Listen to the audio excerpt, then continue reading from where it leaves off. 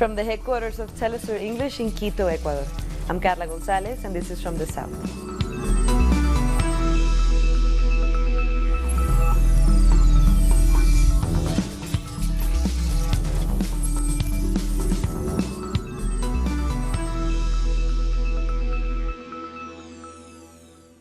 Across Brazil, roughly 2 million people flooded the streets in a series of massive demonstrations against the government's proposed cuts to education.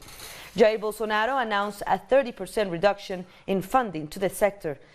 One of the biggest protests was in Sao Paulo, and our correspondent Brian Meir was there. In scores of towns and cities across Brazil, over 1 million students and teachers took to the streets on Wednesday in a national strike after the government announced massive cuts to the public education system. In São Paulo, an estimated 250,000 people came out to protest the austerity cuts and demand President Jair Bolsonaro's ousting. We are here to say that yes, we're going to resist. The people are on the streets, and we are going to stay on the streets until change occurs. President Dilma Rousseff allocated the profits from the Petrobras petroleum company to education after she was illegally removed. Then President Michel Temer cancelled that policy and passed a law to freeze public education spending for 20 years. Now educators say that the new cuts proposed by current President Jair Bolsonaro would cripple the system. We came out to fight against the cuts in investment in the public education system and against the precarization of public education and the government's general dismantling of the education system. Brazil has around $370 billion in foreign reserves, and there's no financial reason to make these cuts. Critics are calling them ideologically motivated. In 1971, Brazil's neo-fascist military dictatorship outlawed the study of philosophy and sociology, and as part of Bolsonaro's proposed cuts, all federal funding to those fields of studies would be eliminated. They're trying to blackmail us, saying that once the retirement reforms are approved, then they will rethink these proposed education cuts. So they've already shown a complete disregard for education during their first year in office. These cuts are designed to remove the people's ability to think critically. This is why I'm out here protesting today. Brian Meir, Telesur, São Paulo. And another huge protest took place in Rio de Janeiro. The demonstrators carried banners saying ideas are bulletproof, and today classes are in the streets. These were the biggest protests so far against President Bolsonaro, who took office in January. One of the main themes of his election campaign was to strip the Brazilian education system of ideology, understood by many to mean ideas critical of the system. Our President Bolsonaro has started attacking philosophy, sociology and social sciences courses because they want citizens that don't think. They want to turn the population into manipulated mass. Some say he's only been here for 5 months and it's not enough to govern. But it's enough to destroy things, to do these cowardly things with pensioners, teachers, workers. It's not right. There was some violence at the end of the demonstration in Rio as the police used tear gas to try to disperse the last of the protesters. Some of them responded by throwing rocks at the police, and a bus was set on fire. A constitutional confrontation is brewing in Colombia after the Special Jurisdiction for Peace ordered that the FARC leader Jesus Santrich be released. Santrich is expected to be free in the coming hours. He was facing an extradition request from the United States, which accused him of drug trafficking. But the JEP, which is the court dealing with the peace process, said it has found no evidence against him and ruled out his extradition. President Iván Duque strongly condemned the ruling. We share the indignation of the Colombian people at the decision of the Special Jurisdiction for Peace, the JEP, to order the release of Jesus Santrich, who has been accused in the United States of drug trafficking. Meanwhile, supporters of the FARC political party have protested in front of the headquarters of the Colombian prosecutor's office, demanding the immediate release of Santrich. Protesters are calling on the Attorney General's office to respect the Special Jurisdiction for Peace and its order to release the FARC leader. Earlier, the Attorney General resigned over the order. We demand from the Attorney General's National Office that it complies with the JEP ruling today and grant Jesus Santrich immediate freedom. He has been deprived of his freedom for more than 400 days without any evidence.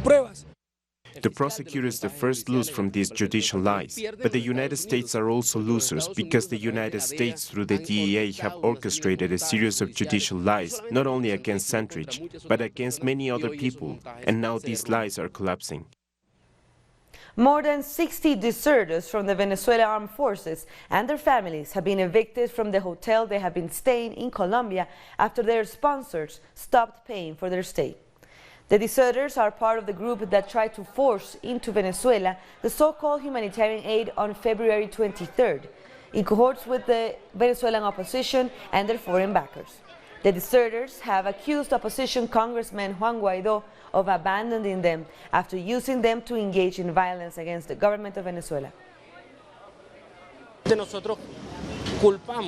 We blame Juan Guaidó, who was the one who made the call on February 23 and has not complied with us. They are already evicting us from the hotels because it is like everything. It is a private entity. It is not something public of the state, and the hotels cannot keep us, and the payment was not made on the day of the hotel's lodging. Venezuela is well on the way to economic independence. This according to President Nicolás Maduro, who made the announcement on Wednesday night.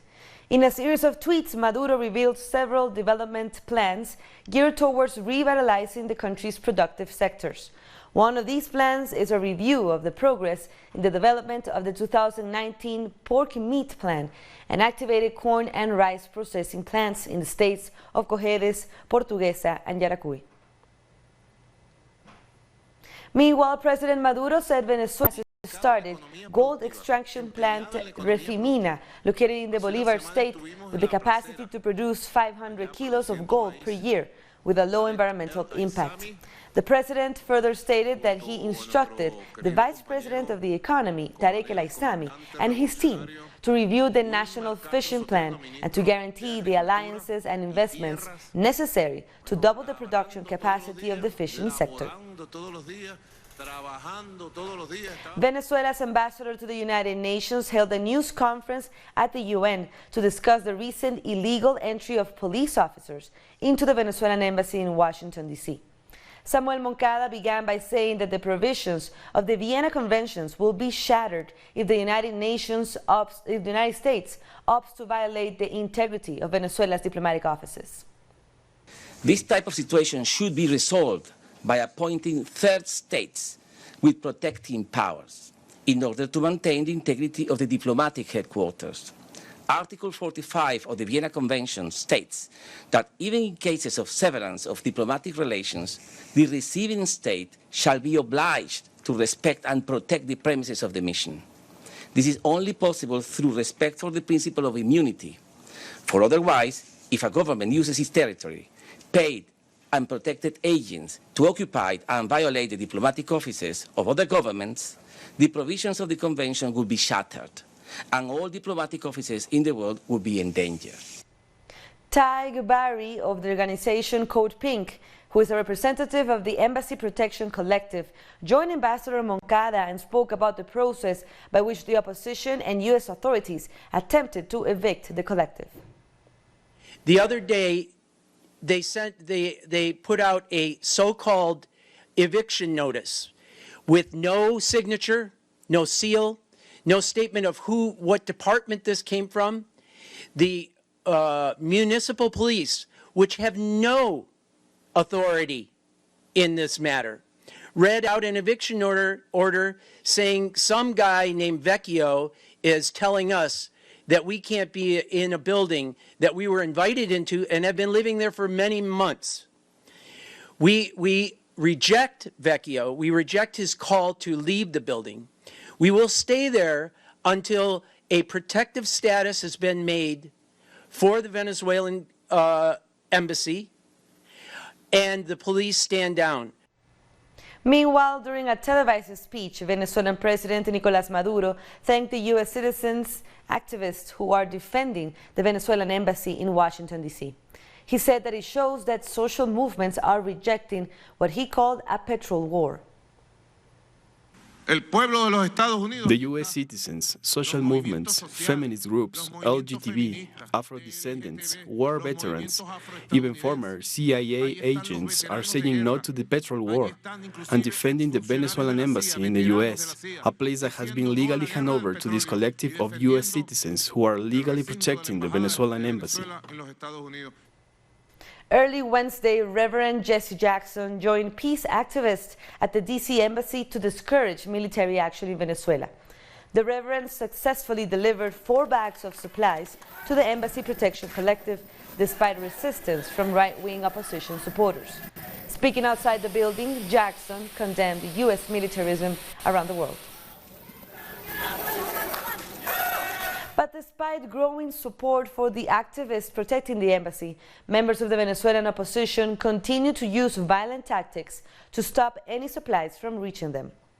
Footage from early afternoon shows a scuffle breaking out between activists from the Black Alliance for Peace as they try to deliver food to the embassy. Protectors and the opposition members as they tried to prevent the delivery. The Embassy Protection Collective has been using a rope and pulley system to bring food in, as they are unable to leave the building due to the constant attacks of the opposition. On top of this, the ropes being used have been continuously cut by the Metropolitan Police and Secret Service agents, and in what is presumably a tactic to isolate the people inside. More stories coming up. Stay with us.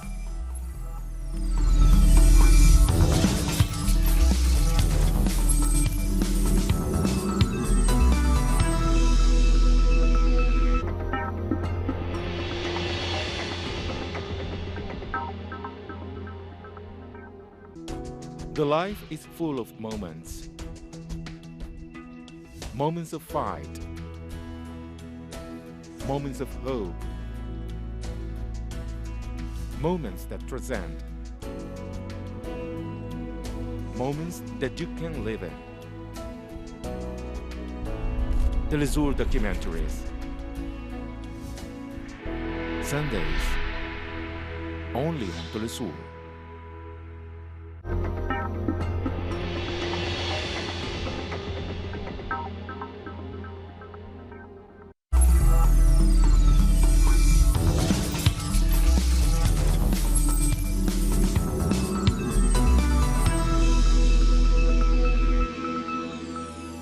Welcome back. In Trinidad and Tobago, 5 men that escaped the remand yard of the Golden Grove prison were recaptured on Wednesday. A total of 8 men escaped on Tuesday night after digging a hole under the prison fence. Prison officers discovered that the men were missing during the routine morning roll call. 6 out of 8 of the men were wanted for murder. Meanwhile, a helicopter used by the police service to assist in the search for the prison escapees has crashed. The National Security Ministry said the aircraft experienced technical difficulties and made a hard landing. The tail motor is believed to have failed, and there were no deaths reported.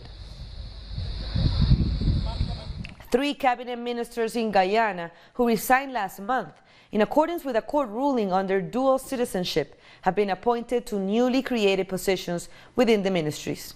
The issue arose after last December's no-confidence vote against the government. The government appealed the vote, arguing that one of their members of parliament who voted with the opposition was illegal as he had dual citizenship with Canada. The High Court ruled that he breached the Constitution and that the Court of Appeal upheld the ruling. Members of the Waorani indigenous community in Ecuador have protested in Quito to demand that their land rights be respected. Last month, a court ruled that the state violated the rights of indigenous communities because they weren't consulted about oil exploitation in their territories. But now members of the community, which live in the Amazon rainforest, are afraid that the ruling might be overturned. We, the women of Pastaza community, come to speak in favor of our right to life. We want to have clean water, clean forest, our living culture. We want to live happily in free space and without pollution. The grandparents, the ancestors of our culture, were defenders, jungle caretakers, and did not allow anyone to enter from any culture. They killed them with spears. We do not want to face the government to kill with spears, to threaten. We just come with a lot of respect to ask you to respect our rights. It is the only thing we come to say with all our heart, with all our soul, to respect our decisions and our lives. In Chile, electricity has become a business that sees no stop. First, distributing companies raise their value through the installation of new intelligent meters. Today, with the president's support, prices will go up by 23%, and we have more in this report. Alejandra is one of the hundreds of people who were affected by the electrical meter change in Chile. Her electricity bill has tripled, which she has denounced along with other violations. I feel disqualified, offended, humiliated, hurt. This began because I complained, because I want my own meter. The energy sector was one of the latest to be privatized under the constitution imposed by the military-civic dictatorship, limiting the state to exercising only supervisory functions and, of course, price increases. They treat like us we are real animals, without conscience, without morals, without any empathy. What they are doing right now is a new blow to all of us. A new blow on top of the many we've been getting for so many years. But why aren't the people mobilizing? You want us to protest? To go to the streets? No. There are institutions that should stop this. The National Congress, or the executive power. And what happens if they do not stop it? We must accept it. It's clear. The responsibility of the costs falls on the users, a strategy supported by the media. Who benefits when electricity prices rise in Chile? In Chile, there are around 30 power companies. The two largest are Endesa, a Spanish subsidiary, and the AES Gener multinational center, whose headquarters are located in the United States. The profits are going to the businessmen. We are trying to feed our families. What do we want? The citizens to cry out, to reject this. We have to go to the streets. Thus, Chile does not lead the list of South American countries when it comes to electricity. Family members of the 43 Mexican students feared massacred in 2014 have formed a group to continue the search for their loved ones. Students and then relatives and activists created a group and have been talking to locals in the small city of Tixla in an attempt to get information. It is believed the students were abducted and massacred in the city of Iguala. At the time, the UN accused authorities of a cover-up in the case. Teachers in Peru are denouncing the continuous violation of their labor rights. 12,000 teachers were sanctioned and fired for joining a strike last year. Meanwhile, more than 5,000 teachers were not reinstated after they were fired during the Fujimori dictatorship. Betty Izaguirre is a teacher in a public school in Lima. She has not received her salary for 2 months because she joined a strike organized by a labor union in 2017 to demand better public schools. Although they have reported the case, there has been no word about a resolution. I had to ask for loans from my family. When the parents at the school heard about the situation, they collected some money and helped me too. I could go through the month of March like that, but I will have to carry on with the debt for April and May. There are 12,000 teachers repressed by the government for protesting in the streets. The Ministry of Education has suspended them and has further discontinued their salaries. They have also been fired. They are trying to intimidate all labor unions in an effort to make them afraid of carrying out a strike. Because if teachers are repressed and sanctioned, the rest of the labor unions will be hesitant to conduct any type of protest action. Teachers are not the only ones that accuse President Martin Vizcarra of violating their rights, recognized by the International Labour Organization. More than 5,000 people irregularly fired during the Fujimori dictatorship have not been reinstated. People's rights are considered an expense to the state. That is the businessman's point of view. And that is the point of view of the government. And this is why they want to approve their plan at the National Labour Council. Labour laws are not isolated guidelines, but state policy. They are designed to promote the right to join a labour union, as well as have collective negotiations and working conditions that do not only suit employers and their companies. We're taking one last break. Don't go away.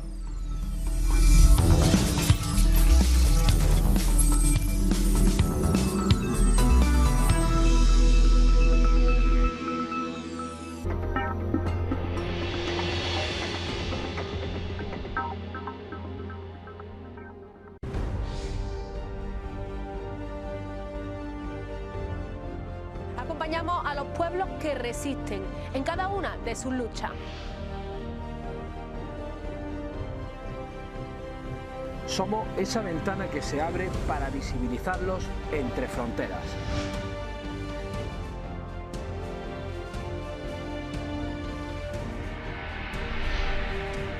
Thursdays, only on Telesur.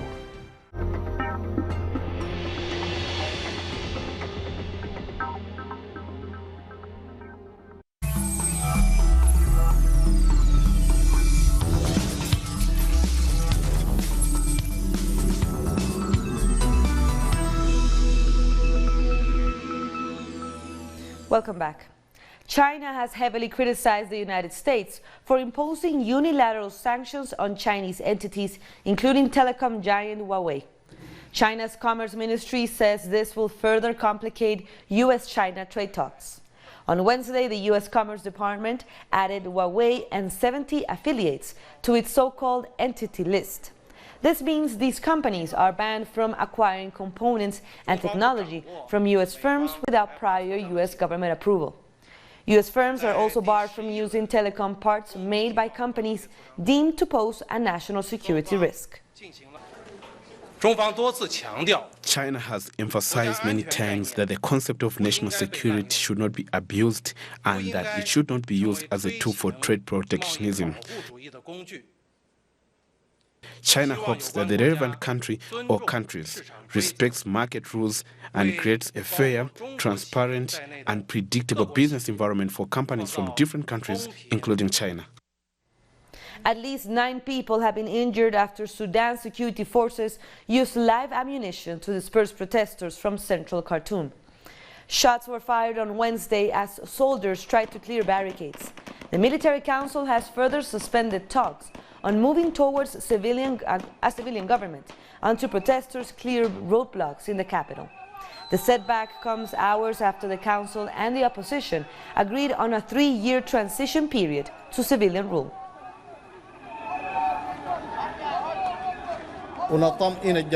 We also reassure everyone that we are investigating everyone who has tampered with the blood of these great people.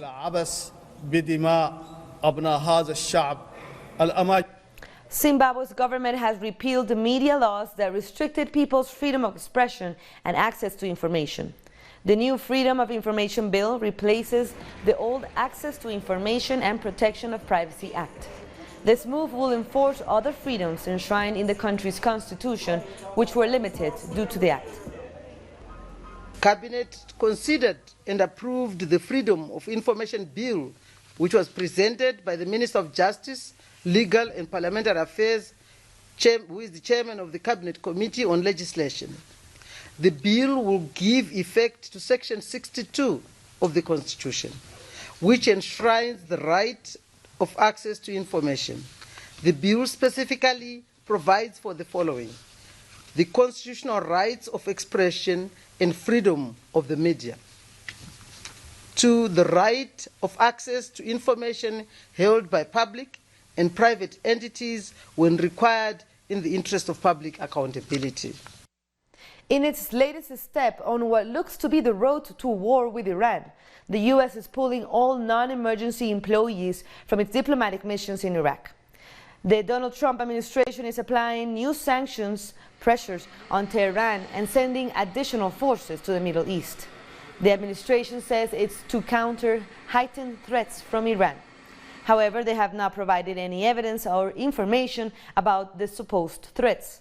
And a British commander cast doubt on those concerns, saying, quote, "There's been no increased threat from Iranian-backed forces." Iran has called the actions by the U.S. psychological warfare. But the country's supreme leader, Ayatollah Ali Khamenei, says there will be no war. There is not going to be any war. Neither we nor the U.S. seek war. They know it will not be in their interest. Negotiating is poisonous as long as the U.S. continues with the same course of action, and negotiating with the present American government is doubly poisonous. Muslim communities in Ibo Island, Mozambique are struggling to observe the holy month of Ramadan in the aftermath of Cyclone Kenneth. The popular tourist destination has gone without large-scale food aid since the cyclone struck. About 7,000 people were trapped until World Food Program helicopters reached the island last Wednesday. People have fled the village either to a shelter or a relative's home. An academic at the University of Bristol in the United Kingdom is claiming to have cracked the Voynich manuscript. The 15th century work has been described as the world's most mysterious text. The Proto-Romance language used in the manuscript was supposedly spoken across the Mediterranean region, but rarely written because Latin remained the language of government during the medieval period. And with that, we end our news brief. But remember, you can read many of these stories by checking our website, telesurenglish.net. For our viewers in Africa, remember you can find us on Starsat channel 461 in South Africa and 539 in Nigeria, and you can join us on social media. For Telesur English, I'm Carla Gonzalez. Thank you for watching.